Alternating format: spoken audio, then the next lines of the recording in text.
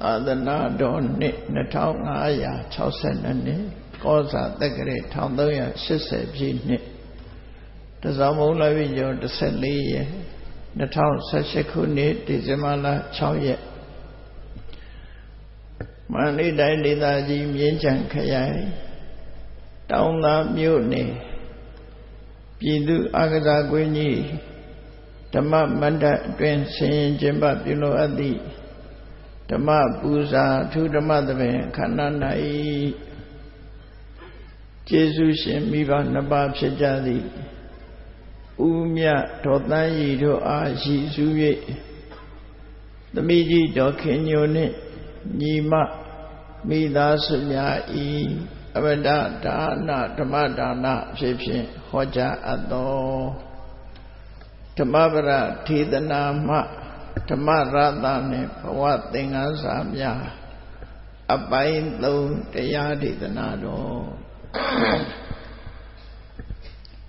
ဒီကနေ့ညဓမ္မသဘင်ခန္ဓာကိုရှင်ဘုန်းတော်သခင်ရှင်တော်မြတ်ဖရာ၏မဟာကရုဏာကုံကိုအာယုပြုကာတိကျုဖွဲ့ဆိုအပ်သောဝန္ဒနာပနာမအာတိတဂါထာကိုရွတ်ဆိုပူဇော်ခြင်းဖြင့်စတင်ကြရအောင်ယောကပကောတိဟိပိယပမိယံကာလံကရွန်တော်တိဒုက္ခရာတိခေရံကတောလောကဟိတယနာထောနမောမာကာရုဏိကတတတ္တယောနာထောဝိနိယမြာစွာတတ္တဝါဤချမ်းသာစီးပွားလိုလားတောင်းတကုံပေါင်းခါသဖြင့်နာထညီညာကျေးရှင်တော်မြတ်ဖရာသည်ကပ္ပကောတိဟိပိဂရေကဘာအရေးအတွက်သင်္ချာတို့ဖြင့်တော်လဲအဘယ်မေယံကြီးတွေ့တိုင်းတာဖော်ပြခြင်းငါမစွမ်းနိုင်ပါသောကာလလျာသင်္ချေသိမ့်နေကဘာရှိကြသောကာလပတ်လုံးလောကဟိတယတတ္တလောကဤအကျိုးစီးပွားအလို့ငါအတိဒုက္ခရာနိဥ္စာအသက်ချေလက်အင်္ဂါ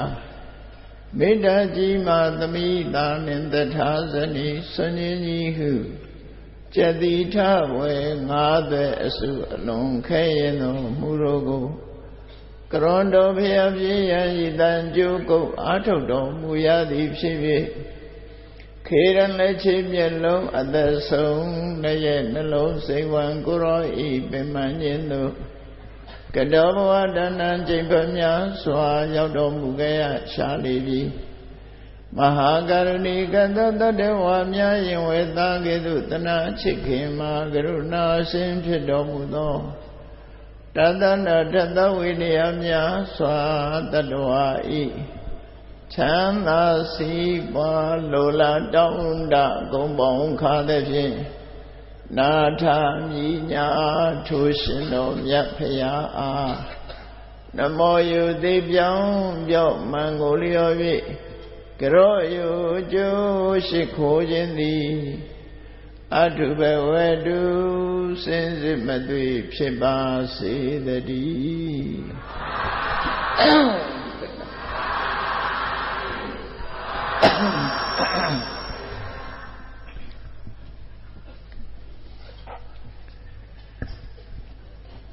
ဓမ္မပရထေသနာမှဓမ္မရတနှင့်ဘဝသင်္ကန်းစာများအပိုင်း3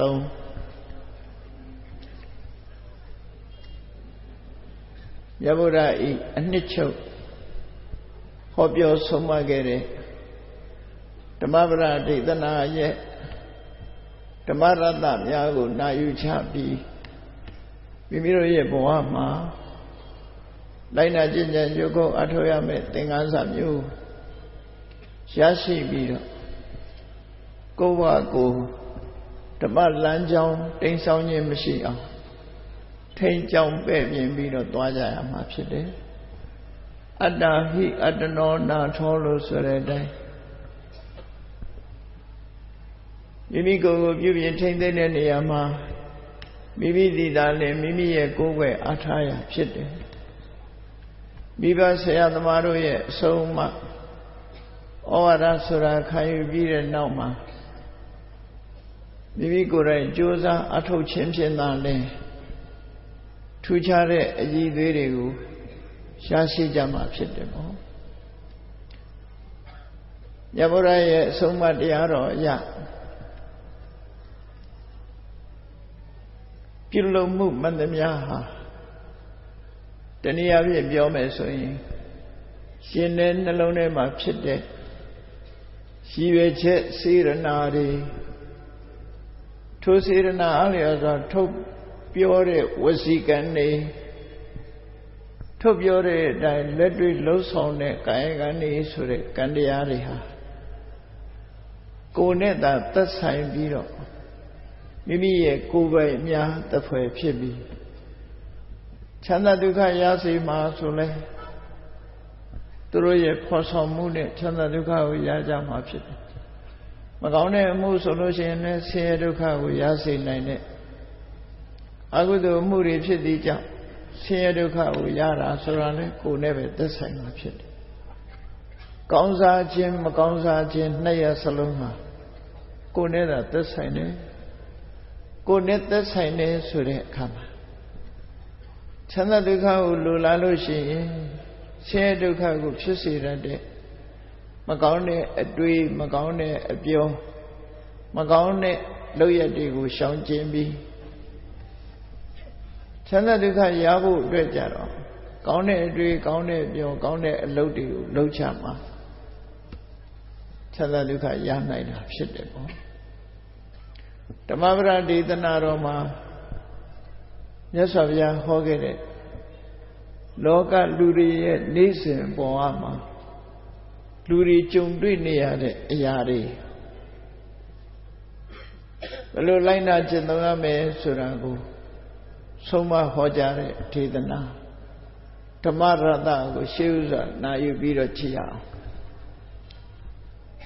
အကုသိမံအဝဋ္ဌိမံအစိနိမံအာတိမေယေသတံဥပနရှန္တိဝေရံတေတံနတမတိဒီစာပိုင်လေးရဲ့အဓိပ္ပာယ်ကိုနားလည်ဖို့ရလူတွေမှာရှင်တဲ့နှလုံးထဲကအမုန်းတရားတွေဟာဘယ်လိုဖြစ်ပေါ်လာသလဲထို့အမုန်းတရားတွေဟာဘယ်လိုစဉ်းစားမှပြေပြောင်းနိုင်ပြီးတော့ဘယ်လိုစဉ်းစားရင်အမုန်းပွားလာနိုင်သလဲထို့ရင်ထဲကအမုန်းတရားဟာကောင်းကျိုးချမ်းသာကိုပေးစွမ်းနိုင်မှုရှိသလားဆိုတာမြတ်စွာဘုရားရဲ့အဆုံးအမမှာဘုန်းကြီးတို့တွေနေ့စဉ်ကြုံတွေ့နေရတာစဉ်းစားကြရမှာဖြစ်တယ်လူတွေဆိုတာတယောက်တည်းနေကြတာမဟုတ်ဘူးအနည်းဆုံးမိသားစုအလိုက်နေကြတာမိသားစုဆိုတာလူအဖွဲ့အစည်းမှာအသေးဆုံး society လူအဖွဲ့အစည်းပဲဖြစ်တယ်ပေါ့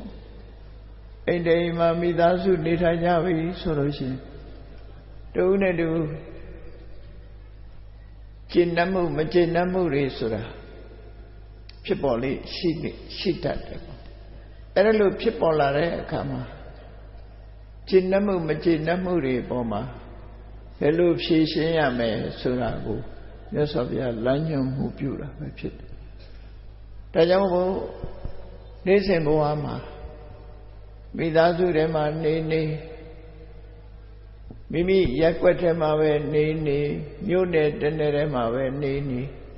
ဘယ်သူတွေနဲ့ပဲဆက်ဆံရ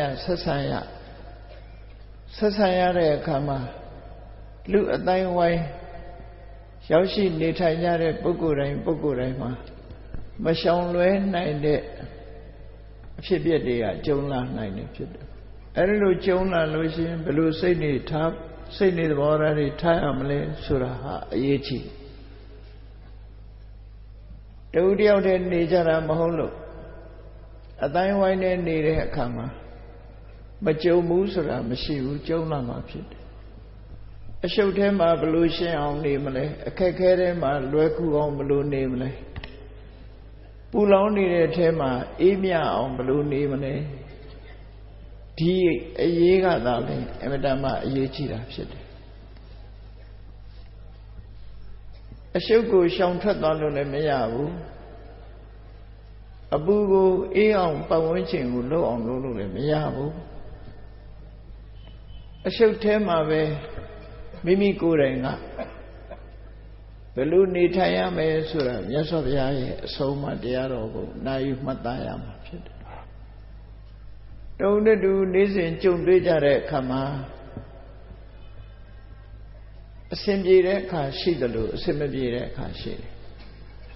မြတ်စွာဘုရားကဟောတော်မူတဲ့ဒေသနာတော်ထဲမှာအခောစီမံဒီလူဟာငါ့ကိုဆဲတယ်အဝတိမံဒီလူဟာငါ့ကိုနှိပ်စက်တယ်အဟာတိမေငါပစ္စည်းကိုအနိုင်ကျွန့်ယူတယ်လို့လူတွေမှာလူအတိုင်းဝိုင်းထဲမှာကြုံတွေးလေကြုံတွေးထရှိတဲ့သဘောတရားတွေဟာတရက်မဟုတ်တရက်လူတိုင်းဟာကြုံတွေးပြီးကြဆဲသွားတယ်ငါ့ကိုဆဲသွားတယ်ငါ့ကိုရိုက်တယ်ငါရဲ့ပစ္စည်းကိုမတရားယူသွားတယ်ဒါတွေမကဘူးနမူနာအနေနဲ့ထုတ်ပြငါ့ကိုဘလို့လိန်သွားတယ်ငါ့ဘောမှာဘလို့ကလိန်ကျသွားတယ်ငါဒုက္ခရောက်အောင်ဘလို့ချွန်တွန်းလုပ်သွားတယ်ဆိုတာဒီလောကမှာလူတယောက်အခက်ခဲကျုံလာတဲ့အခါမှာတစ်ဖက်သားရဲ့လှုပ်ဆောင်မှုကြောင့်ဆင်းရဲဒုက္ခရောက်လာတဲ့အခါမျိုးရှိတယ်အမြဲတမ်းတူနဲ့တူဆင်ပြေးနေကြတာမဟုတ်တော့ဆင်မပြေတဲ့အခါဆဲမယ်အော်မယ်ငေါက်မယ်ဒါတွေကျုံလာလိမ့်မယ်အဲ့ဒီလိုကျုံလာတဲ့အခါမှာတဲ့လူတွေရဲ့စိတ်နေသဘောထားအများစုကဘာဖြစ်လဲရေစတံဥပနရှန္တိဒီကောင်ကဆဲသွားတယ်ဆိုတာကိုရင်ထဲနှလုံးထဲမှာဆွဲနေအောင်အန်ကျိတ်ပြီးတော့မှတ်ထားတတ်တယ်လူတွေကဆဲသွားရင်မကျေနပ်ဘူးငါဆဲတယ်အဆဲခံရတဲ့လူကအခဲမကျေဘူးအဝေထိမှန်ငါ့ကိုရိုက်ပုတ်တယ်နှိပ်စက်တယ်ဆိုရင်လေအရိုက်ခံရတဲ့လူကမကျေနပ်ဘူးတကွေးတွေးမယ်လို့အန်ကျိတ်ပြီးတော့အခွင့်အရေးကိုစောင့်နေတတ်တယ်အဟာတိမေငါပစ္စည်းမတရားယူသွားတယ်ငါပစ္စည်းခိုးသွားတယ်စသဖြင့်ဒီအချက်နဲ့ပတ်သက်ပြီးတော့လည်းပဲ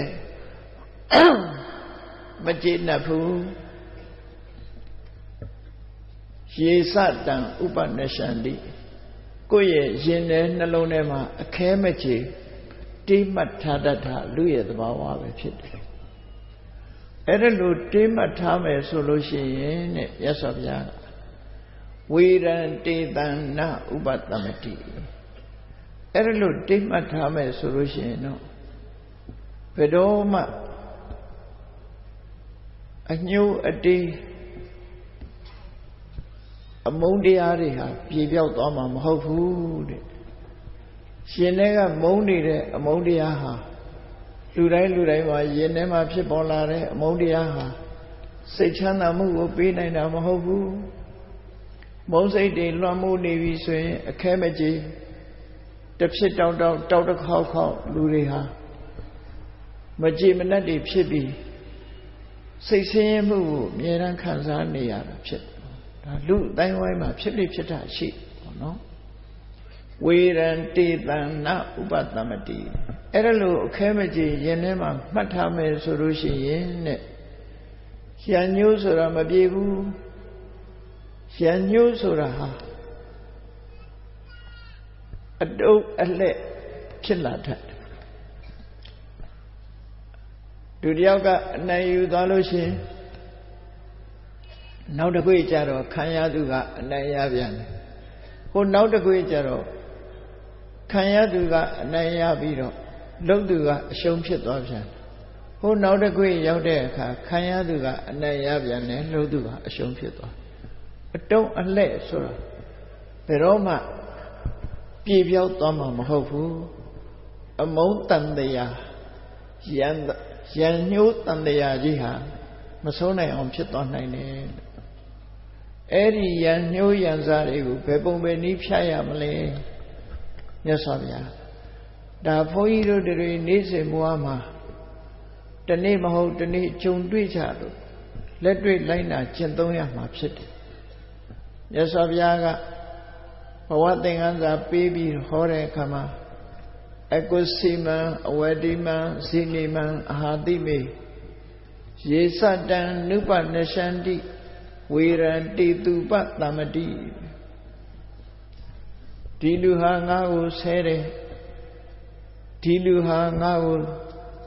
ရိုက်နဲ့စော်ကားတယ်ဒီလူကငါပစ္စည်းကိုမတရားယူသွားတယ်အဲ့ဒီလိုအတွေးတွေနဲ့ရင်ထဲနှလုံးထဲမှာဒီအတွေးတွေကိုရင်ထဲမှာသိမ့်မထားပဲနဲ့မေ့ပြောက်ပြက်လိုက်တယ်ရှင်ထဲမှာမထားဘူးမေ့ထားလိုက်တယ်အညိုတေးတွေမလုပ်ဘူးဆိုလို့ရှိရင်တဲ့ဝေရန္တိတုပတမတိသူတို့မှာယံညိုးယံစားဟာပြတ်သွားတယ်ဆက်ပြီးတော့အတုံးအလှဲ့နဲ့ကလေးစားချင်းနေကြမှာမဟုတ်ဘူးရှင်ထဲမှာလည်းအညိုတေးမထားသည့်အတွက်ကြောင့်ရှမ်းသူဆိုတာအတိမပြုထားတာမဟုတ်သည့်အတွက်ကြောင့်တိခဏ်ခြင်းခွင့်လွှတ်ခြင်းနဲ့စိတ်နှလုံးအေးချမ်းလို့တူတူရံဘက်မပြုဘဲနဲ့ငြိမ်းချမ်းမှုကိုရရှိမှာဖြစ်တယ်လို့မြတ်စွာဘုရားကတကယ်ငြိမ်းချမ်းရေးလမ်းစဉ်ကိုဟောပေးတာဖြစ်တယ်လူဟာတငယ်ချင်းနှစ်ယောက်ပဲဖြစ်စေမကျေနပ်မှုတွေနဲ့အညှိုးတေးရင်ထဲမှာထားပြီဆိုရင်ဒီတငယ်ချင်းနှစ်ယောက်ဟာတဦးနဲ့တဦးရန်သူအဖြစ်ရောက်သွားတာသားနဲ့အမိမှလည်းပဲအညှိုးတေးထားလို့ရှိရင်ရန်သူဘဝရောက်သွားတယ်အဖေနဲ့သားရန်သူဘဝရောက်သွားကြညီကိုမောင်နှမအချင်းချင်းလည်းရန်သူဘဝရောက်သွားကြအဲ့ဒါလို့အချင်းနေစိုးတွေဖြစ်မသွားရအောင်အညှိုးတေးတွေမထားဘဲနဲ့တိခဏ်ခြင်းခွင့်လွှတ်ခြင်းမေးပြောက်ခြင်းဖြင့်ကြုံတွေ့ရတဲ့မကျေနပ်ဖွယ်ရာအနိဋ္ဌာယုံတွေကိုရှောင်လွှဲရမယ်လို့မြတ်စွာဘုရားဒီလိုဟောတာဒါတခုတည်းသောနိလမ်းပဲဖြစ်တယ်ပေါ့လောကသားတွေကကိုယ်ဆဲသွားတာကိုသိခံရမယ်ခွင့်လွှတ်ရမယ်ဆိုအလွန်ခဲရင်းတဲ့ကိစ္စတစ်ခုဖြစ်တယ်မကျေနိုင်မချမ်းနိုင်ဒီလူငါ့ကိုစော်ကားတယ်ဆဲရည်တယ်ဆိုတာရှင်ထဲမှာစွဲနေအောင်မှတ်ထားပြီးဘယ်တော့မှမမေ့နိုင်ဘူးတနေ့တကွေ့တွေ့လို့ရှိရင်ဒီလူကိုဒုက္ခပေးဖို့ပဲအကွက်ချောင်းနေတတ်တယ်မြတ်စွာဘုရားသူတော်ကောင်းတွေရဲ့အမြင်ကြတော့ဒီလိုမဟုတ်ဘူးမေ့ပြလိုက်ရှင်ထဲမှာမှတ်မထားနဲ့ရှင်ထဲမှာမှတ်ထားခြင်းအပြင်ကိုယ်မှာအစိတ်အတောက်တစ်ခုကိုယ်ကိုအန္တရာယ်ပြုမဲ့အန္တရာယ်ကြီးကိုသိမ့်ထားတာနဲ့အလားတရံတူတယ်အန္တရာယ်ကိုသိမ့်ထားတဲ့လူတွေကိုမွေပွေးကပိုက်ပိုက်ထားတယ်လို့ပြောကြတယ်မပွေးကပိုက်ပိုက်ထားတာကမှမွေကိုင်းလို့သိရင်တဘွားပဲသိမှာဖြစ်တယ်ရှင်တဲ့နှလုံးထဲမှာမချစ်နှက်မှုကိုထားတဲ့ပုဂ္ဂိုလ်တယောက်ဟာအမြဲတမ်းကလေးစားချေလို့တစ်ဖက်သားအပေါ်မှာကျွလွန်မိမဲ့အကုသိုလ်အားလျော်စွာဒုက္ခရောက်ဖို့တွေကအများကြီးဖြစ်တယ်ပေါ့ဒါကြောင့်မို့မြတ်စွာဘုရားကရှင်တဲ့နှလုံးထဲမှာမှတ်မထားနဲ့အဲ့တော့ဘုန်းကြီးတို့တွေဟာဘာကြိုးစားရမလဲကိုယ်ဆဲသွားလို့ရှိရင်ဘာဖြစ်လဲလူကဆဲလိုက်တာနဲ့တပြိုင်နက်လူတွေမှာမာနဆိုတာရှိတယ်မာနဆိုတာငါကိုမထိနဲ့မခံဘူးဆိုတဲ့စိတ်ဓာတ်အဲ့ဒီမာနဟာလည်းအကုသိုလ်တရားပဲဖြစ်တယ်ပေါ့အဲ့ဒီမာနကိုယ်ဆဲတာကိုငုတ်ခံရတာကိုအရှုံးကြီးရှုံးတယ်လို့လူတွေမှာယူဆကြတယ်မြတ်စွာဘုရားကတော့အဲ့ဒါလို့မဆိုဘူးအကောဒေနစီနေကောဒံကိုယ်ကိုဒေါသနဲ့တစုံတစ်ခုလုံးမယ်ဆိုရင်ကိုယ်ကဒေါသနဲ့မတုံ့ပြန်မဲနဲ့သီးခံခြင်းဖြင့်အနိုင်ယူရမယ်လို့မြတ်စွာဘုရားတည်တော်ဟောတာသို့တော့အနိုင်ယူပုံယူနည်းကလောကလူသားတွေအနိုင်ယူပုံနဲ့သူတော်ကောင်းတွေရဲ့အနိုင်ယူပုံအလွန်ကွာခြားတယ် မြတ်စွာဘုရားကိုယ်တိုင်လည်းအဆဲခံရတဲ့အကျိန်ပေါင်းများစွာပဲကိုယ်တိုင်အဆဲခံရတယ်သို့တော့မြတ်စွာဘုရားဆဲလာတဲ့အခါငါ့ကိုဆဲသွားတယ်လို့စိတ်ထဲမှာရှိကိုမရှိဒီလူငါ့ကိုဆဲသွားတယ်ဆိုတဲ့အတွေးကိုခေါင်းနဲ့အထက်မထည့်ဘူးအဲ့ဒီခေါင်းနဲ့ထည့်လိုက်တာဟာမပွေးတကောင်ကိုခပိုက်ပိုက်လိုက်တယ်လို့ဖြစ်ပါတယ်ကို့အတွက်မှာအန္တရာယ်ကြီးတစ်ခုဖြစ်လာသို့သောလောကလူသားတွေကသိလာလို့ဆိုမသိဘူးဘယ်သူကလွှမ်းမိုးပြီးတော့အမှန်မသိအောင်လုပ်နေတယ်လဲဆိုရင်မာနဆိုတဲ့တရားငါထိရင်မခံဘူးဆိုတဲ့မာနတရားကြောင့်ဆဲရင်ပြန်ဆဲမယ်ရိုက်ရင်ပြန်ရိုက်မယ်ဆိုတဲ့ကလေးစားချေမှုဘက်မှာလောကလူတွေဟာအပန်းနေကြတယ်ဒီကံချင်းခွင့်လွှတ်ခြင်းဆိုတာကိုယ်အလုံးမဟုတ်တယ်လို့နေကြတာအဲ့ဒီကြတော့လောကကြီးတစ်ခုလုံးဟာငြိမ်းချမ်းမှုတွေပျက်စီးပြီးရံပွဲတွေနဲ့လွှမ်းမိုးပြီးတော့သွားကလေးစားချေမှုတွေနဲ့လွှမ်းမိုးသွားတယ်မဆုံးနိုင်တဲ့အမုန်းတန်တရားကြီးထဲမှာကိုယ်လည်းရံမကင်းတစ်ဖက်သားလည်းရံမကင်းတဦးနဲ့တဦးငြိမ်းချမ်းခြင်းဆိုတဲ့အရာတွေဆုံးရှုံးသွားတယ်ဆိုတာလောကလူသားတွေဟာမသိကြဘူးပေါ့ဒါကြောင့်မို့မြတ်စွာဘုရားကဆုံးမတယ်ဘုရားကိုယ်တိုင်ဆုံးမခံရတဲ့အချိန်တွေရှိခဲ့တဲ့အချိန်တွေမှာအတွေ့အကြုံတွေတစ်ခုပြောရမယ်ဆိုလို့ရှိရင်မြတ်စွာဘုရားကောသမိကြွလာတယ်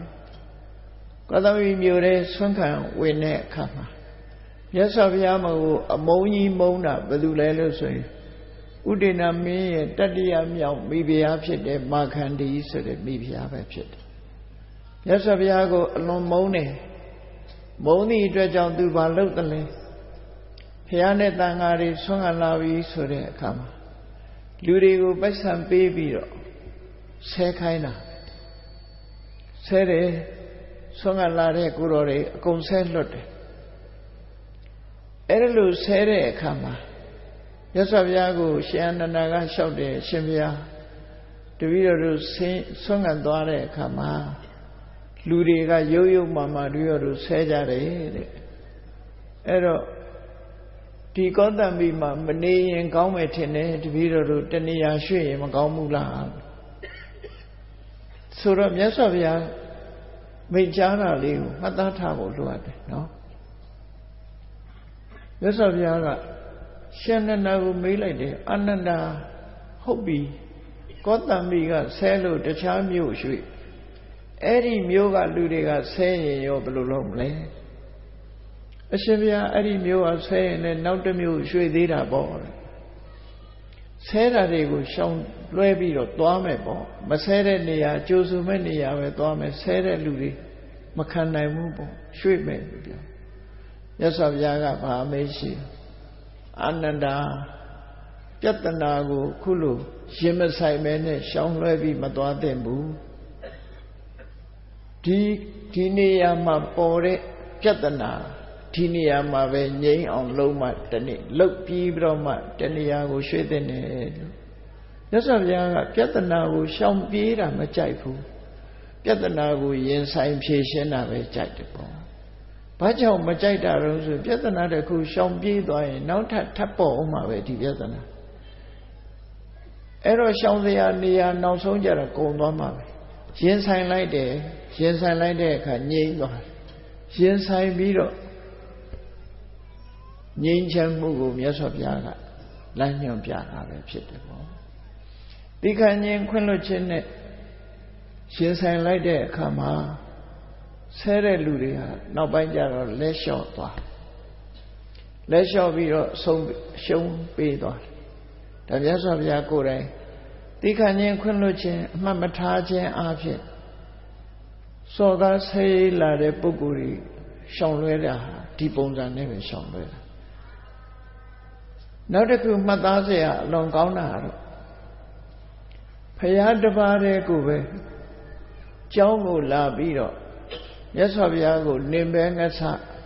လက်ညှိုးထိုးပြီးတော့ဆဲတဲ့ပုံနာကြီးတယောက်ရှိတယ်။စာပေကျမ်းမှာသူ့ကိုအကောတကဗရဒ္ဓဝါစာလို့နာမည်ပေးထားတယ်။ဆဲရည်တဲ့ဗရဒ္ဓဝါစာပုံနာလို့မြတ်စွာဘုရားကိုရုပ်ရုပ်မာမာလေးဆဲတယ်။ မကျေနပ်လို့လာပြီးတော့ဆဲမြတ်စွာဘုရားကအပြုံးမပြစ်ဘူးသူဆဲလို့ဆဲတဲ့လူဆိုတာမတုံ့ပြန်လို့ရှိရင်သူဟာမောသွားစမြဲပဲလေမြတ်စွာဘုရားကမတုံ့ပြန်မဲနဲ့နေတဲ့အခါမှာသူဆဲမှုရပ်သွားတော့အဲ့ဒီအချိန်မှာမြတ်စွာဘုရားမေးတယ်ပုံနာတဲ့မင်းဆဲလို့အာရပြီဆိုငါမင်းတခုမေးမယ်မင်းအိမ်ကိုဧည့်သည်တွေလာတဲ့အခါမှာမုံပဲသေးစားတွေအခန့်ကျွေးမွေးတာမရှိဘူးလားအားရှိတာပေါ့အဲ့ဒီမုံပဲသေးစားတွေကိုဧည့်သည်ကစားမသွားဘူးဆိုရင်အဲ့ဒီမုံပဲသေးစားတွေကဘသူဟာဖြစ်မလဲဟာတပည့်တော်ဟာပဲဖြစ်မှာပေါ့ကျွန်ုပ်ဟာပဲဖြစ်မှာပေါ့ဧည့်သည်မစားဘူးဆိုရင်ကိုယ်ပစ္စည်းဟာကိုယ်ပစ္စည်းအေးအဲ့ဒီတိုင်းပဲမင်းကငါတခုပြောမယ်ငါကိုမင်းကဆဲရည်ချင်းဖြင့်လက်ဆောင်တွေလာပေးမင်းလက်ဆောင်တွေငါတခုမှလက်မခံဘူးအဲ့ဒါတွေမင်းဟာတွေပဲဆဲရည်တာတွေမှန်သမျှမင်းဟာတွေပဲငါနဲ့ဘာမှမဆိုင်ဘူးဆိုပြီးတော့မင်းရှိလိုက်လက်မခံတဲ့လက်ဆောင်လက်မခံဘူးဆိုတာအတိမတ်ကိုမပြုတာငါကိုဆဲနေတာလို့အတိမတ်ကိုမပြုတာဗျာဆိုဗျာအဲ့ဒီလိုမိတ်လိုက်တဲ့အခါကျတော့ပုံနာကြီးဟာ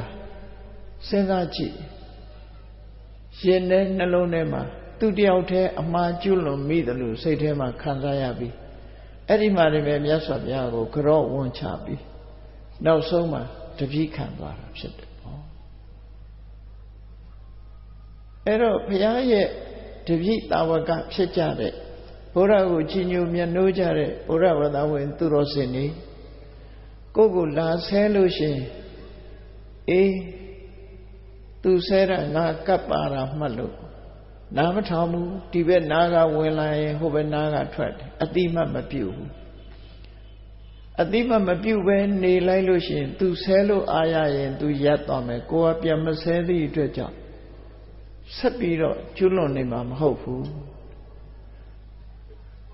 လက်တောင်မှနှစ်ဖက်တီးမှအတန်မြည်တာဖြစ်တယ်တစ်ဖက်တည်းဆိုရင်အတန်ထွက်မှမဟုတ်ဘူး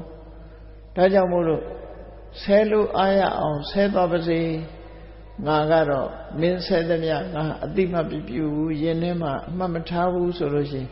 သူဆဲတာသူနဲ့ပဲသက်ဆိုင်တယ်ကိုယ်နဲ့မဆိုင်တော့ကိုယ်ပစ္စည်းမဟုတ်လားတော့လက်မခံနဲ့လက်ဆောင်လို့သဘောထားပြီး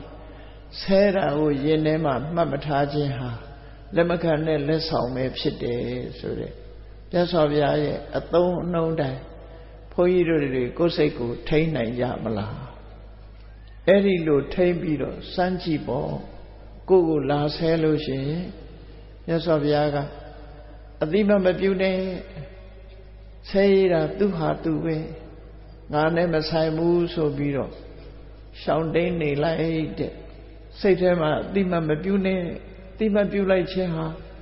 ကိုလက်ခံရရောက်တယ်လို့ဟုတ်လို့ဆုံးမတာရန်စားဟာငြိမ့်သွားသူဆဲလို့ကိုပြန်ဆဲမယ်ဆိုလို့ရှိရင်ဆဲတန်တရားကလွတ်လပ်မှာမဟုတ်တော့သူဆဲကိုဆဲသူဆဲကိုဆဲအရှိန်တွေဟာမြင့်တက်လာမှသာဖြစ်တယ်ပေါ့ငြိမ်းချမ်းသွားမှဖြစ်မှာမဟုတ်ဘူးအေး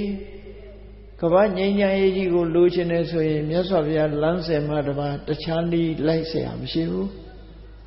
လက်နဲ့ကြီးတွေတကားကကင်ထားပြီးငြိမ်းချမ်းရေးစကားဆိုးနေတာဟာအလွန်ကိုရဲဝဲရကောင်းတယ်ပေါ့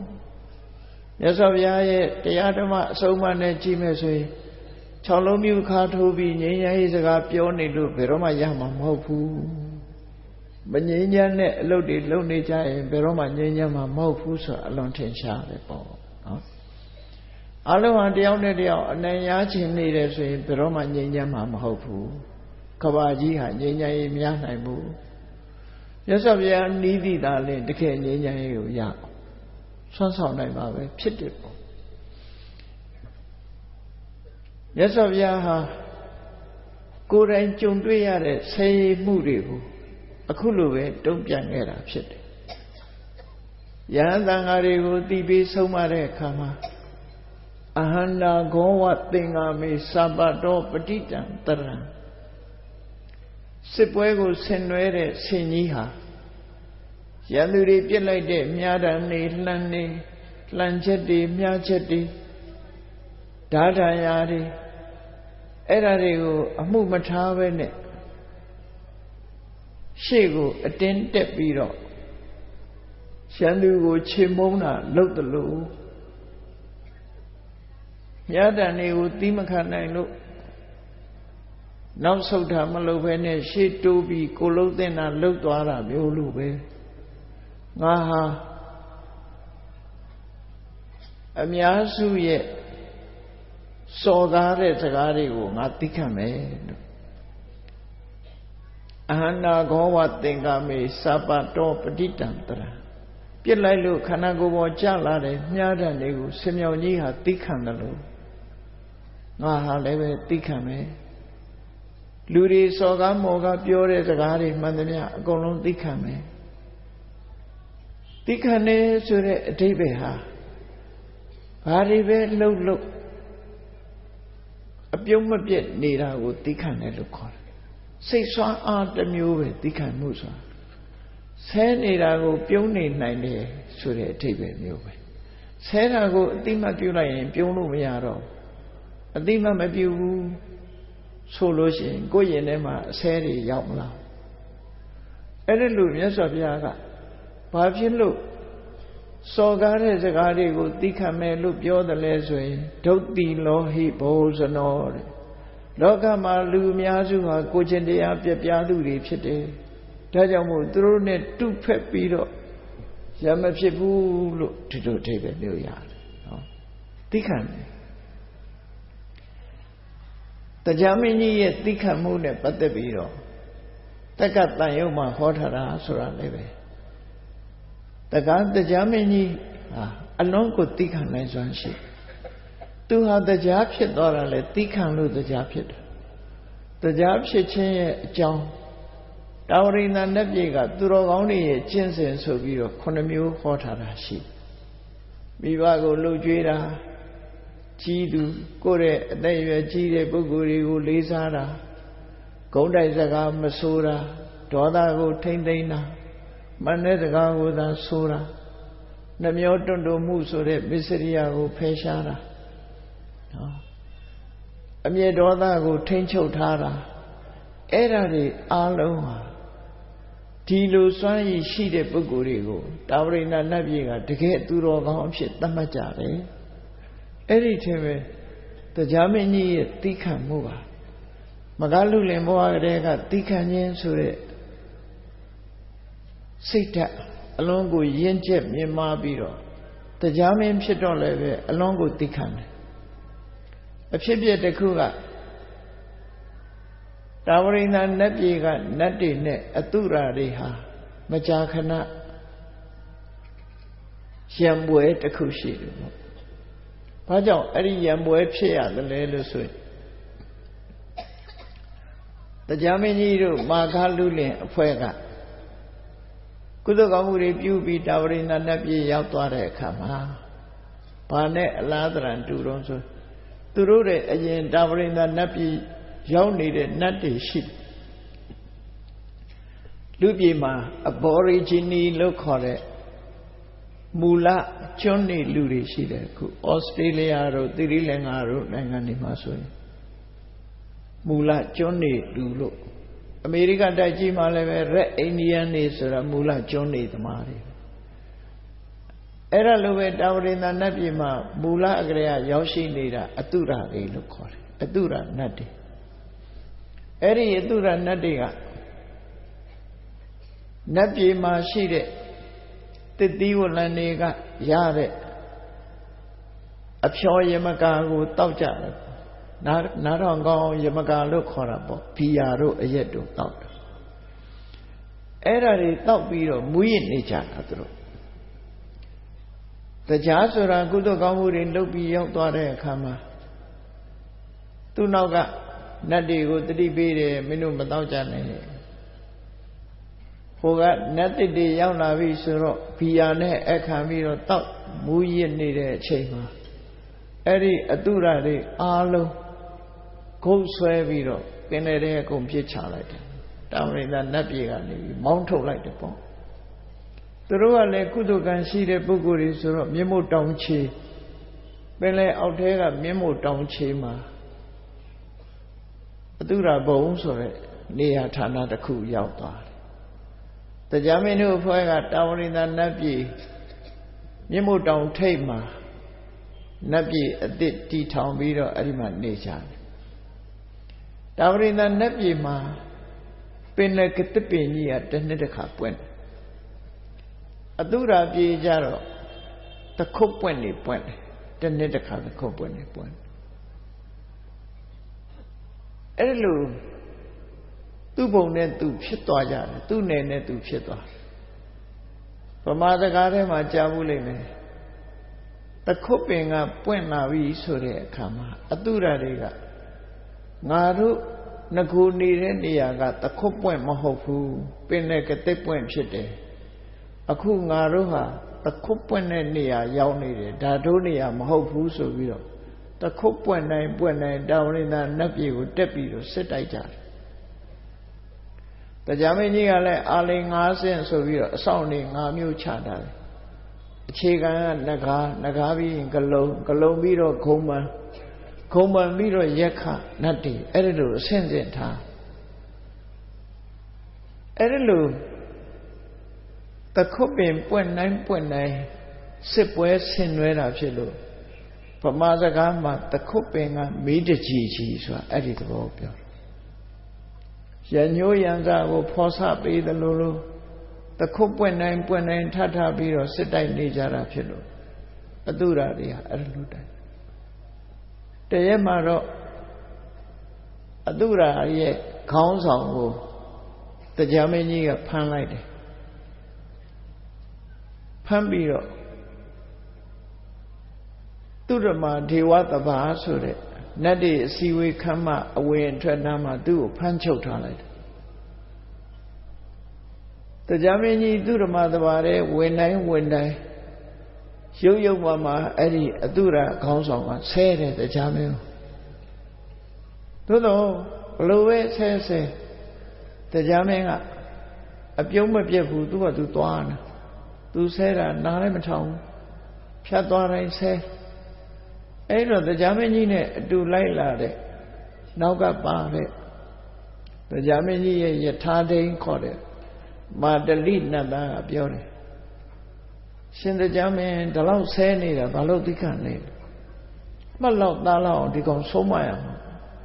ကိုယ်ဆဲနေတာဘာလို့မကြားကြအောင်ဆောင်ဆိုတော့ပြောတယ်သူ့ဘာသူဆဲတာဆဲပဲစီငါအတိမမပြုတ်ဘူးအတိမမပြုတ်ခြင်းဟာနှလုံးအတွက်ကောင်းတယ်လို့တရားမင်းကြီးကပြောတဲ့စကားဟာအလုံးကိုငါသိခန္ဓာငါအလုပ်ပဲဖြစ်တယ်လို့ပြောတဲ့အခါကျမဟုတ်ဘူးတရားမင်းနွားများလို့ပဲအရှုံးပေးတဲ့နွားကိုဝိုင်းပြီးတော့ခွေထကြတယ်နွားတွေခွေပြီးဆိုလို့ရှိရင်ပြေးတဲ့နွားကိုဝိုင်းလိုက်ပြီးတာမှတ်ပြီရှုံးပြီးတော့ထွက်ပြေးတဲ့နွားကိုဝိုင်းခွေခံရတတ်တယ်တရားမင်းကြီးလည်းပဲအရှုံးမပေးပါနဲ့ကျိန်လုံးနဲ့သူ့ကိုနာဆော်လိုက်ပါဆိုတော့တရားမင်းကမဟုတ်ဘူးတဲ့သိခံခြင်းခွင့်လွှတ်ခြင်းဟာအကောင်းဆုံးပဲငါကိုကြောက်လို့သိခံတယ်လို့ပဲထင်ဘာကြောင့်ပဲသိခံတယ်ထင်သိခံခြင်းဟာငါအလုပ်ပဲလို့တုံ့ပြန်ပြောဆိုတဲ့စကားတွေဟာသိခံမှုကိုဥတည်ပြီးတော့ပြောတဲ့စကားတွေပဲဖြစ်တယ်ပေါ့တရားမင်းကြီးရဲ့သိခံမှုကလည်းပဲအမခံစွမ်းဆောင်မှုရှိတယ်ဘာကြောင့်လဲဆိုလို့ရှိရင်အနိုင်ရသူကသိခံတာဖြစ်တယ်ရှုံးလို့ကြောက်လို့သိခံတာကအဆန်းမဟုတ်ဘူးအနိုင်ရရဲ့တန်နဲ့သိခံခွင့်လွှတ်ခြင်းဟာပို့ပြီးတော့အံ့ဩဖွယ်ရာကောင်းတယ်ပေါ့ဒီကနေ့ခေတ်မှာတော့အနိုင်ရသူကသိခံတယ်ဆိုတာမရှိဘူးရှုံးတဲ့လူကပဲငုံခံပြီးတော့မပြောရဲလို့ကြောက်နေကြတာဖြစ်တယ်အေးသိခံခြင်းခွင့်လွှတ်ခြင်းဆိုတာပညာရှိသူတော်ကောင်းတွေရဲ့အလုပ်ဖြစ်တယ်လို့တရားမင်းကြီးဟာအလို့သိခံခဲ့တာမြတ်စွာဘုရားရဲ့သိခံမှုတရားမင်းကြီးရဲ့သိခံမှု Khandiwari Zama Khandiwari Yadeji Dikhan Muriha along go Trucha and overcome Dikhan Night Zam Muri Pshede Erarigo Sanamuna Tabiro Go to Zodioga Layabi Sogabi Seme solution don't be say Jim Abubene Dikhan Kunlu Chen Suraha Yabura so much they are dying. Only a chance in the cool, genuine Olympiad. Mimi Gore Kandi Paramanta Porti de Carlo Sore Yasavia so much die. The Canyon Sore Gendiaha Miaso Shiba. Tajamu Dikana on Josiah Mapside Lusolure. A Gosima, a Wadima, a Sydneyma, Hadibi. Hobby. Dikane Sura Sarah the Kure in Dikayama Mobu Gogo Nisa Yemana Uleve Dombian Lochem Abuene Dikane Kaniwari Yadi Solution Sushi ne Jingluni ne Yaile Shenega Amondiago Mafisivene Dikane Noga Trabiro Mabiovene Dikane Now so much let's say Shakaya the Tia Dikan Bari Dikamu a Dinda de Kuba a Ganda Mashi at that Sony Tia on Dikan Bari Kaneke Lurijado Erlo Mobu Dikane Sura a Ganda Shide Luke Yamiro change how Jarabo, no? Now Dikane go must do biro Malone, do Lulushi, Nadikamu a Dinda Ganda Shide so you change how like that, cookie. Cookie change out me corner. Dikanya dinda shide so you. A dinda jola and not even Kamuhi lu Jonyaran to do webo, no? Erelu soja. Yes of Yaga of home. Dikanya sura a dinda Mishibu. Peka Vepi Dikan Nizansiam. Dikan Naya Pinyashi Durogono Jankai Satan Alim Chide. Dread the last sort of Maluebu. Dikan Naibo Dread Kuma a ye chinny she on Josa Atoja Mapid.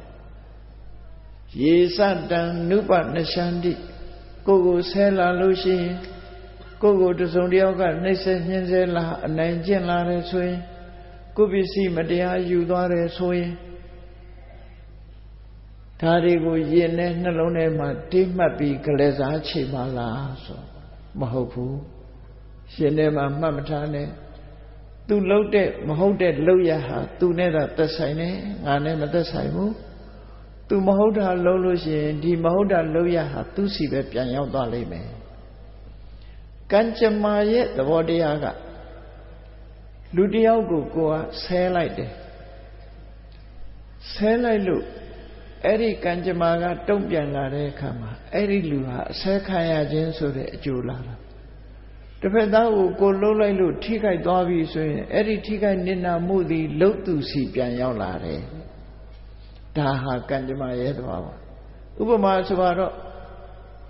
Ludiago Messica on low like that. Eri low like that, Messican and Tokavi, the nature of Kosi Yalabi, Kukura Messica Yare. Ludiago Chipyat left your chair on low like this. Go pay like that, Doka, the nature of Kosi Yalabi. Go chip Shakara, left Shakara, Mupilare. Do ye know Joe be this? Kanjamaya Bawa Pete. Pianlo and Ladalo, go loaded Loya, Kosi Pianola Sura. Maluemedu Pilana, and they taught the Kube, do so. Siaditan Webede Bisan Daritan Haradepla. Go site music, Eri music rather than do the Dio Goyama Pete. A car music say me, a car Dima Pete, a chu music say me, a chu music, chubin, chudi Dima Pete. Golode dying Gosi Pianyala Nine so that the body I was sending mirror. Look on Shawnela Lim Chitty. Dikanya, look on Shawnlight have a chitty ball. Eri Piatanare, Kumaba on low on Shawnlight the dredger. မစင်တုံးနဲ့ကောက်ပေါက်တဲ့လူကိုတိမ့်လိုက်တာနဲ့ပေါက်တဲ့လူကတော့မစင်ပေသွားပြီကိုကမထိအောင်တိမ့်လိုက်တဲ့ပုဂ္ဂိုလ်ကြတော့ကို့မှာဘာမှညစ်ပေတာမရှိတော့ဘူးအဲ့ဒါမျိုးလိုပဲမကောင်းမှုလုပ်တဲ့ပုဂ္ဂိုလ်တိခံခြင်းခွင့်လွှတ်ခြင်းနဲ့ရှောင်တိမ့်ပြီးတော့ပေးရမယ်လို့ပညာရှိသူတော်ကောင်းတွေအကျင့်ပဲဖြစ်တယ်ဒီအကျင့်ကိုဘုရားဘာသာဝင်တွေကျင့်ကြံကြိုးကိုအထောက်ဖို့မြတ်စွာဘုရားကဆုံးမတာဒါဘဝသင်္ကန်းစာတစ်ခုပဲဖြစ်တယ်လူတိုင်းလည်းဟာတနေ့မဟုတ်တနေ့အဆိုးနဲ့ကြုံတွေ့တတ်တယ်ကြုံတွေ့လာတဲ့အခါစိတ်ဓာတ်ရင်းကျက်မှုနဲ့ဒါတွေကိုတုံ့ပြန်မှုမပြုဘဲနဲ့သီးခံနိုင်စွမ်းရှိရမယ်အဲ့ဒီသီးခံတဲ့အခါမှာဘာတွေနဲ့သီးခံမလဲတခုကတော့ကိုယ့်ပေါ်တယောက်ယောက်ကစော်ကားထားတာကိုမေ့ပြစ်ခြင်းဖြင့်လည်းပဲဖြေရှင်းလို့ရပါတယ်ခေါင်းထဲမှာမထည့်နဲ့မေ့ထားလိုက်တတိယမှာဒေါသဆိုတာဖြစ်တာလေကိုယ်ကိုစော်ကားတာအိပ်ပျော်သွားရင်မေ့သွားမှာပဲလေအဲ့ဒါလိုပဲမေ့ပြလိုက်ငါဘယ်တော့မှစော်ကားထားတာဆိုတဲ့ဟာပြန်မတွေးနဲ့တော့မေ့ပြလိုက်ခြင်းအပြင်လည်းပဲရှင်တဲ့နှလုံးနဲ့သိမ့်မထားနဲ့တဲ့နောက်တစ်ခုကတော့အမနတိကာရေနမစင်စားနဲ့တော့မေ့ပြတဲ့သဘောပဲနှလုံးသွင်းဘယ်တော့မှစိတ်ထဲမှာမထားနဲ့နှလုံးသွင်းတာဆိုးတယ်ငါ့ပေါ်မှာဘလို့စော်ကားခဲ့တယ်ဆိုတာကိုတုတ်ပြန်လှန်ပြီးတော့မစင်စားနဲ့မစင်စားခြင်းအပြင်လည်းပဲမေ့လျော့ပြရမှာဖြစ်တယ်တိခံခွင့်လွှတ်ရမှာဖြစ်တယ်နောက်တစ်ခုကတော့ဘာလဲလို့ဆိုလို့ရှိရင်ကမ္မတက္ကတာကံတရားကိုဆင်ញင်သုံးသပ်ရမှာအေးသူလုပ်တဲ့မကောင်းမှုကသူနဲ့သာသက်ဆိုင်တယ်ငါကတုံ့ပြန်ပြီးအလားတူအကုသိုလ်လုပ်လိုက်မယ်ဆိုရင်အဲ့ဒီအကုသိုလ်ဟာငါကအကုသိုလ်ဖြစ်သွားလိမ့်မယ်အခုဟာသူ့ရဲ့လုပ်ရသူ့အကုသိုလ်သူဟာနဲ့သူရှိပါစေငါနဲ့မပတ်သက်အောင်ငါရှောင်လွှဲမယ်ငါကိုတော့ငါမှာတော့အကုသိုလ်မဖြစ်စေရဘူးသူ့လိုအကုသိုလ်မျိုးငါမကျူးလွန်ဘူးငါဟာအကုသိုလ်ကိုရှောင်တဲ့ပုဂ္ဂိုလ်ပဲဖြစ်ရမယ်ဆိုပြီးတော့လူတွေဟာကိုယ်ကံနဲ့ကိုလာကြတာဖြစ်တော့ကံအားလျော်စွာသွားကြမှာဖြစ်တယ်ဆိုတာကိုဆင်ញင်စဉ်းစားပြီးတော့လည်းပဲရှင်ထဲမှာမထားဘဲနဲ့ဖြောက်ပြရမယ်လို့သူဆိုနော်နောက်တနည်းအားဖြင့်စဉ်းစားဆင်ញင်ရမှာပမာတွေတွေးတယ်လို့ပေါ့အိုးကိုဆဲတာကပ်ပါတာလိုက်လို့ဆိုပြီးတော့စဉ်းစားကြတယ်လေဆဲခြင်းဆဲပါစေကိုယ်ကိုကပ်ပါမလားဘူးသူဆဲတာသူ့အပြစ်ငါအပြစ်မဖြစ်စေရဘူးလို့ဒီလိုနှလုံးသွင်းဆင်ញင်ခြင်းအပြင်လည်းပဲတုံ့ပြန်ဆဲဖို့မကြိုးစားပဲနဲ့သိခံခွင့်လွှတ်ခြင်းဖြင့်ရှင်းငိမ့်အောင်လုပ်လို့ရတယ်လို့မြတ်စွာဘုရားကဤစနစ်တွေဟောဒီလိုဤစနစ်တွေပြီးဥပမာမဲ့ရွှွညော်ညောက်ရေးချောက်ဖြစ်ပေါ်လာတဲ့ရွှွညော်တွေကိုဘာနဲ့ဆေးရတော့ဆိုရင်ရေနဲ့ပဲပြန်ဆေးရရေကြောင့်ဖြစ်လာတဲ့ရွှွနေညွန်းတွေကိုရေနဲ့ပဲပြန်ဆေးမှတန့်စင်သလိုပဲစိတ်ထဲနှလုံးထဲမှာဖြစ်လာတဲ့မကောင်းတဲ့အတွေ့တွေကိုစိတ်နဲ့ပဲပြန်ဆေးကြောတန့်စင်ပြရမှာဖြစ်တယ်အဲဒီလိုဆေးကြောတန့်စင်ပြခြင်းအဖြစ်ကိုယ်တဏ္ဍာမှာအကုသိုလ်မဖြစ်လာတော့ဘူးအကုသိုလ်ဖြစ်မလာသည့်အတွက်ကြောင့်အကုသိုလ်ရဲ့အကျိုးပေးမှုကကိုယ်ဟာလွတ်မြောက်သွားတာပဲဖြစ်တယ်အဲ့ဒီဤစနစ်တွေကိုမြတ်စွာဘုရားကဟောကြားဆုံးမခဲ့တာဖြစ်တယ်အေးမလွယ်ကူတဲ့အချက်တစ်ခုကတော့ဘာလို့ကိုလာဆဲတဲ့ပုဂ္ဂိုလ်ရဲ့အကျိုးစီးပွားကိုလိုလားတယ်ဆိုစဉ်းစားကြည့်ဥပမာတစ်ခုစဉ်းစားကြည့်အောင်စန္ဒကူးပင်ဟာဓာတ်နဲ့လာပြီးတော့ခုတ်တဲ့စန္ဒကူးပင်ကိုခုတ်တဲ့လူရေလောင်းတဲ့လူရှိတယ်စန္ဒကူးပင်ကိုခုတ်ဖြတ်တဲ့လူရှိတယ်အဲ့ဒီမှာလာပြီးတော့ခုတ်တဲ့လူကိုအနံစိုးနဲ့မတုံ့ပြန်ဘူးစန္ဒကူးဟာ ကိုခုတ်လည်းပဲမွေးကြိုင်မှုနဲ့ပဲတုံ့ပြန်တာပဲဖြစ်တယ်အဆိုးနဲ့မတုံ့ပြန်ဘူးစန္ဒကုပင်ဒီကိုခုတ်လီးတဲ့ပုဂ္ဂိုလ်ပဲဖြစ်ပါစေမွေးကြိုင်မှုနဲ့တုံ့ပြန်တယ်လို့ပဲသူတော်ကောင်းဟာဘယ်တော့မှအဆိုးနဲ့မတုံ့ပြန်ရဘူးအကောင်းနဲ့ပဲတုံ့ပြန်ရမယ်လို့ဒီလိုအဆုံးအမစကားတွေနဲ့ဆုံးမတာပဲဖြစ်တယ်ပေါ့နော်အဲ့ဒါတွေကိုတွေးခေါ်ကြည့်ခြင်းအပြင်အေးဆဲလိုက်လို့အကုသိုလ်ဖြစ်ရင်သူ့ရဲ့အကုသိုလ်သာဖြစ်တယ်ငါရဲ့အကုသိုလ်မဟုတ်ဘူးဒီအကုသိုလ်ဟာအကျိုးပေးလာရင်သူပဲခံရမှာဖြစ်တယ်ငါခံရမှာမဟုတ်ဘူးသူဟာတနာเสียတရားဖြစ်တယ်မသိရှာလို့သူတစ်ပါးကိုဆဲရေးတိုင်းထွာမှုတွေကိုလုပ်နေတာဖြစ်တယ်လို့အဲ့ဒီလိုစဉ်းစားဆင်ခြင်ခြင်းအဖြစ်လေရှင်တဲ့နှလုံးထဲကမခံနိုင်မှုတွေကိုပဲဖြောက်ပြရမယ်ယေစတံနုပနရှန္တိဝေရံတေတုပသမတိအဲ့ဒီနီးနဲ့ရန်ငိမ့်အောင်လုပ်ရမယ်မြတ်စွာဘုရားဒီလိုဟောတာနော်အဲ့ဒါဓမ္မပဒဂါထာရဲ့ဓမ္မရတပဲဖြစ်တယ်ဘာကြောင့်မြတ်စွာဘုရားဒီဒေသနာတော်ကိုဟောတယ်လဲလို့ဆိုရင်မြတ်စွာဘုရားနဲ့ညီကိုဝမ်းခွဲတော်တယ်မြတ်စွာဘုရားရဲ့ဒီခမည်းတော်ကြီးမှာခမည်းတော်ဘက်ကသုတ်တော်ရဏသုတ်ကောဒနာသက်ကောဒနာဒေါတောဒနာအမိဒေါဒနာဆိုပြီးတော့ညီကို9ယောက်ဩဒနာညီကို9ယောက်ရှိတယ်အဲ့ဒီညီကို9ယောက်ထဲမှာအငယ်ဆုံးနှမကအမိတာလို့ခေါ်တယ်အဲ့ဒီအငယ်ဆုံးနှမရဲ့သားတိတ်တမင်းသားလို့ခေါ်တယ်အဲ့ဒီအငယ်ဆုံးနှမရဲ့သားဟာသာသနာပေါ်ဝင်လာတယ်ဆွေကြီးမျိုးကြီးမြတ်စွာဘုရားနဲ့ညီကိုဝမ်းခွဲဆွေကြီးမျိုးကြီးသာသနာပေါ်ဝင်လာတဲ့အခါမှာမင်းသားဘဝကလာတဲ့အခါသူကသာသနာပေါ်ဝင်လာတော့သာသနာရဲ့ကျင့်ထုံးတွေကိုသိသဘောမပေါက်ဘူးသူကသူမင်းသားဆိုတဲ့မမနာတွေကအပြည့်အဝရှိ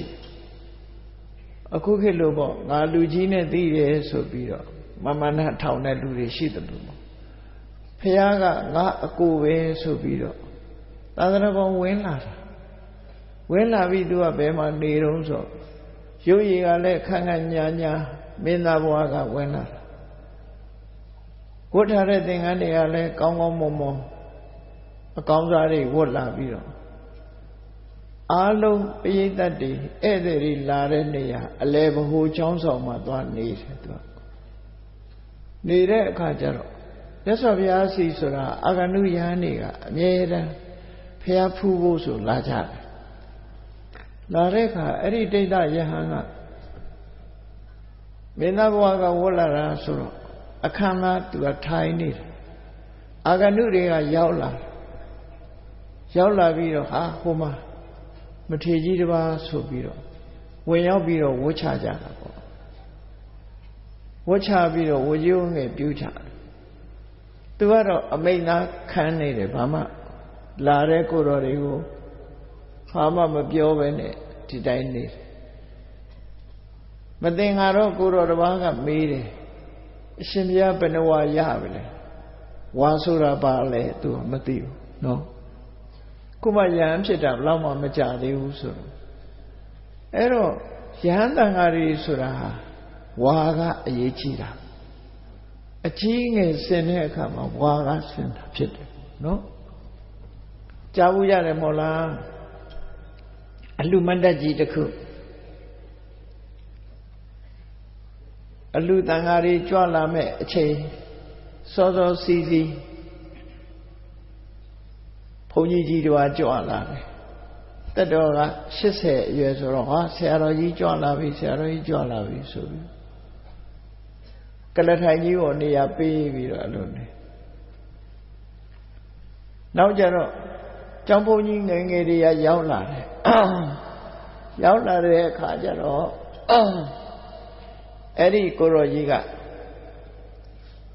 အပေါ်ကမထိုင်ရဲတော့အောက်ဆင်းထိုင်ဟာအရှင်ဘုရားဒီကိုရောတွေကငယ်ပါတယ်ကိုရောကကြီးပါတယ်ရှင်ဘုရားဒီပေါ်မှာနေပါနဲ့မသိတဲ့တကားတွေကရှောက်တော့ဦးဇင်းကြီးကဗာပြောတော့ဆိုဝါတဲ့ဗျာဝါတဲ့ဗျာ mà chuyện này phụ thuộc tôi đó hòa chi để giá hòa đấy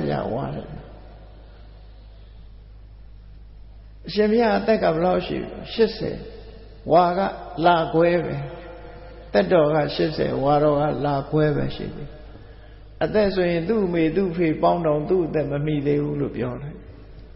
đóအဲ့ဒါလိုပဲတိဋ္ဌယဟန်ဟာကိုယ်ရဲ့ဝါကြီးတဲ့ပုဂ္ဂိုလ်တွေကိုနေရာထိုင်ခင်းပေးရမှမသိပဲနဲ့နေတဲ့အခါမှာယဟန်တွေထဲမှာလည်းခတ်ဆွာဆွာပြောတတ်တဲ့ဘုန်းကြီးကပါတယ်လေကိုရောကြီးဒီလောက်တော့မသိတတ်ဘူးလားခုမှယဟန်ဖြစ်တာမကြသေးဘူးကိုယ်ရဲ့ကြီးတဲ့ကိုရောတွေလာရင်ရှင်ပြနေရာဆင်းပေးပြီးရှ िख ုံးဝချလောက်ရမယ်ဆိုတာမသိဘူးလားနဲ့ဝိုင်းပြီးတော့ဆိုကြတဲ့အခါမှာသူကဒေါသတွေထွက်လာတယ်ငါမင်းသားဆိုတဲ့မာနတက်လောကလူတွေဟာကိုယ်ဆဲသွားရင်မခံကျင်တာလဲမာနပဲနော်ကိုယ်ကိုစော်ကားလို့မခံကျင်တာလဲမာနပဲအဲ့ဒီမာနတက်လာပြီဆိုရင်သီလဝိပေဒနောယံသီလဖေဒနောယံမာနောဆိုမာနအလုံးကိုပျက်စီးစေတတ်တယ်ကိုကျင့်တရားတွေပါပျက်စီးသွားတယ်အဲ့တော့မခံနိုင်တဲ့မာနနဲ့ဖျားစီသွားတယ်ကိုရောတို့သူစီလာတာတော့ဖျားစီလာကိုရောတို့သိစေမယ်ဆိုပြီးတော့အန်ကျိတ်ပြီးမြတ်စွာဘုရားစီသွားဟိုရနေရောက်လာတဲ့အခါဒီကိုရောတွေသူဆဲတယ်ဆိုပြီးတော့ဖျားကိုသူကအရင်ကြိုတင်ပြီးတိုင်မြတ်စွာဘုရားကစစ်ဆေးလိုက်တဲ့အခါသူလှုပ်တင်တာတွေမလှုပ်လို့ဒီလိုဖြစ်တာဆိုတော့မြတ်စွာဘုရားကသူ့ဆုံးမတယ်တိတ်တာအဲ့ဒါလိုမနေရဘူးကိုကဝါငယ်တယ်ဆိုရင်အယူသိပေးရတယ်ထုံးစံရှိတယ်အဲ့ဒီထုံးစံအတိုင်းလိုက်နာပါဆိုဒီကိုယ်တော်တွေဆဲတယ်ဒီကိုယ်တော်စော်ကားတယ်နော်သူတို့ရှင်မခိုးနိုင်မြတ်စွာဘုရားစကားကိုနားမထောင်မနဲ့ခေါင်းခါအဲ့ဒါနဲ့ပတ်သက်ပြီးတော့မြတ်စွာဘုရားအဋ္ဌိဒေသနာတော်ကိုဟောတာဖြစ်တယ်ပေါ့အကောစီမံဝတိမံဇိနိမံအဟာတိမေ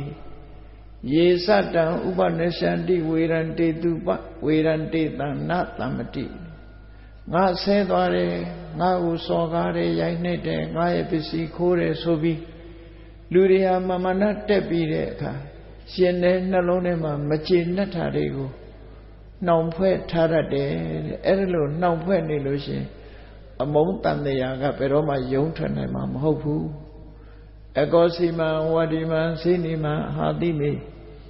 ယေသတံနုပနရှန္တိဝေရံတေတုပတမတိငါကိုဆဲသွားတယ်ငါကိုရိုက်နှက်တယ်စော်ကားတယ်ငါပစ္စည်းကိုနိုင်ချင်းယူတယ်ဆိုတဲ့အတွေးတွေမကျေနပ်တာတွေရင်ထဲနှလုံးထဲမှာသိမထားရဘူးသိမထားပဲနဲ့နေမှအမုန်းတန်တရားရန်ညှိုးတန်တရားကယုံထွက်နိုင်မှာဖြစ်တယ်လို့မြတ်စွာဘုရားကဒီအဆုံးအမဒေသနာတော်ဘဝသင်္ကန်းစာကိုပေးလိုက်တာပဲဖြစ်တယ်ပေါ့အဲ့ဒီလိုပေးလိုက်တဲ့အခါကျတော့မှတိဋ္ဌယဟန်ဟာသဘောပေါက်နားလည်သွားပြီလောကလူတွေကဒီဆဲလိုက်တဲ့လူကိုပြန်မဆဲလိုက်ရလို့ရှိရင်ကိုကအရှုံးကြီးရှုံးတယ်လို့ခံယူနေတာကိုကလွဲမှားနေခြင်းပဲဖြစ်တယ်မြတ်စွာဘုရားကအဲ့ဒါလိုဟောတာမဟုတ်ဘူးကိုယ်ဆဲလိုက်တာကိုဘာမှမတုံ့ပြန်မဲနဲ့သီးခံနေသူကအနိုင်ရတယ်အနိုင်ရပုံလေးတစ်ခုကိုပြောကြည့်ရအောင်ဘလို့အနိုင်ရတာတော့ကိုယ်ဆဲတဲ့လူကိုမဆဲရင်ကိုကဘလို့အနိုင်ရတာတော့ဆိုလို့ရှိရင်တန်တရားမှကြည့်လူတယောက်ဟာဆဲတယ်ဆဲလို့သူ့ကိုပြန်ဆဲတယ်ဆဲပထမဆုံးဆဲတဲ့လူကအကုသိုလ်သူရသွားတယ်အဲ့ဒီအကုသိုလ်အတိုင်းကိုသူခံရတယ်ခံရလို့နောက်ထပ်ပြန်ဆဲတဲ့ပုဂ္ဂိုလ်ကသူ့ကိုအနိုင်ရတယ်ဆိုတာအဲ့ဒီအနိုင်ရတဲ့ပုဂ္ဂိုလ်ကလည်းသူအကုသိုလ်ကိုပြန်ခံရပြန်ခံရတော့အဆဲခံရတဲ့လူကပြန်ဆဲပြန်အဲ့ဒီလိုတဦးနဲ့တဦးဆဲခြင်းတန်တရားအတုံအလှဲ့ကြီးဟာမဆုံးနိုင်တဲ့အတွက်ကြောင့်ဘယ်သူမှအနိုင်ရတယ်လို့မရှိတော့ဘူးအရှုံးတန်တရားထဲမှာပဲသွားနေတာဖြစ်တယ်ကိုယ်လာဆဲလို့ဒီမဆဲဘဲနဲ့တိခံလိုက်တဲ့ပုဂ္ဂိုလ်ဟာဆဲတဲ့လူကတော့အပိန်ငရဲကျသွားပြီးတိခံလိုက်တဲ့ပုဂ္ဂိုလ်က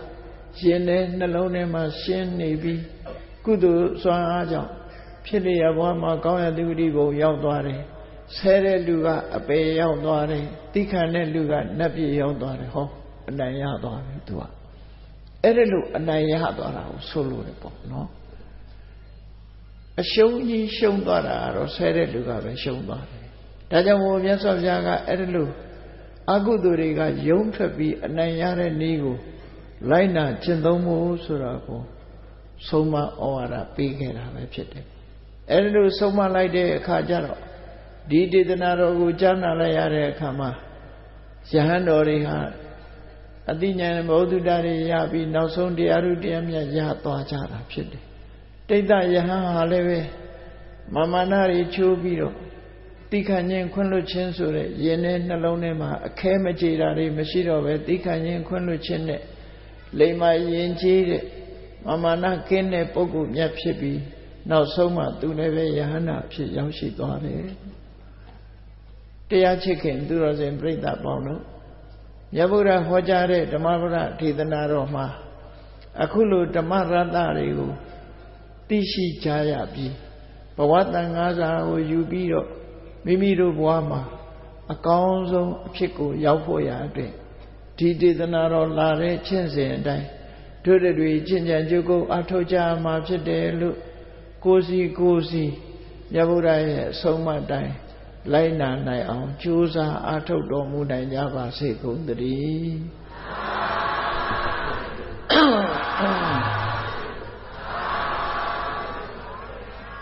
မေတ္တာပို့ရအောင်တတ္တဝါများစွာဘေးရန်กว่าချမ်းသာကြပါစေတတ္တဝါများစွာဘေးရန်กว่าချမ်းသာကြပါစေမေတ္တာရည်ချမ်းသုံးငါဖြံငြိမ်းချမ်းကြပါစေမေတ္တာရည်ချမ်းသုံးငါဖြံငြိမ်းချမ်းကြပါစေသက်ရှိကျမ်းမာစိတ်ချမ်းသာလူရဆန္ဒပြည့်ပါစေ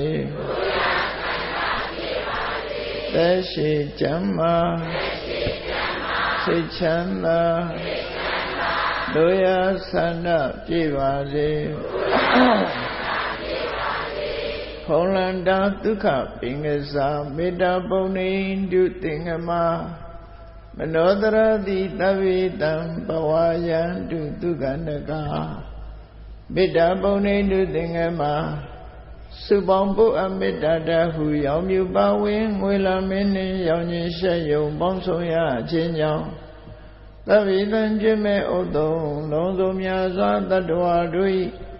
မနောတရတိမြင်မြဖြူစင်အေးကြည်လင်းသည့်ရေစဉ်ပြည့်တင်းစိတ်နှလုံးတည်းဟုသောရေအိုင်ကြီးအတွင်၌ဒုက္ခပင်ကစားစင်ထောရအေးမြကြည်သာတာယာပွင့်လန်းချမ်းသာဒုက္ခတည်းဟုသောကုမုဒ္ဒရာကြာပန်တို့သည်ဖုံးလန္တဝန္တရွှေမြူဝမုံလူလျက်ကြည်နူးဝဲကြုံဖူးပွေးညကုန်သည်ဖြစ်၍ဒုက္ခနကလေးအောင်လေးတဲ့ရောရှက်သင်ပြန်ပိတိတိဟုသောယနန်တို့သည်ဘဝယံတုကောင်းစွာမဲ့သွေကြိုင်လိုက်၍နေကြပါစေကုန်သတည်း